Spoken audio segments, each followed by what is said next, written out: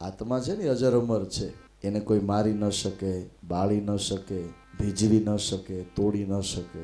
આત્મા એ જ પરમાત્મા. પરમાત્મા.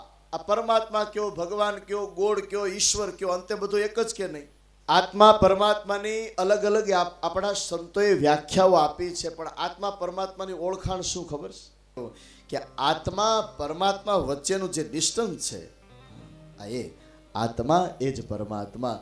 તમે જોજો, કદાચ ભૂલથી કોઈ પણ ખરાબ કાર્ય આપણાથી થાય ને તો ક્ષણિક વાર તમને વિચાર તો આવશે કે ઓહો, આવું ન કરવું જોઈએ. આવે કે ના આવે? એનું કારણ કે ભલે તમે ઊંડાણમાં તમે સત્યના ઉપાસક તો છો જ, બચાવી લ્યો, સાજા કરી લ્યો. હવે તમે મને એ કહો કે જે વ્યક્તિની દુકાન છે કાટિયામાં સમજો કે નહીં?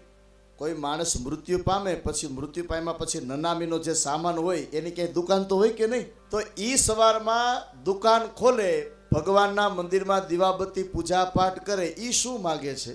એ કંઈક બોલે તો ખરા ને કે ભગવાન મારો ધંધો, મારો બિઝનેસ ચાલ્યા કરે. હવે એનો બિઝનેસ શું છે? કોઈ મૃત્યુ પામે તો નનામીનો જે કાંઈ સામાન હોય લેવા માટે આવવાનો. પણ છતાંય પ્રભુ કેટલો દયાળુ સાહેબ, એનું પણ ધ્યાન રાખે છે અને આનું પણ ધ્યાન રાખે છે. જેમાં સમભાવ છે એ મારો ને તમારો પ્રભુ છે, એ ઈશ્વર છે.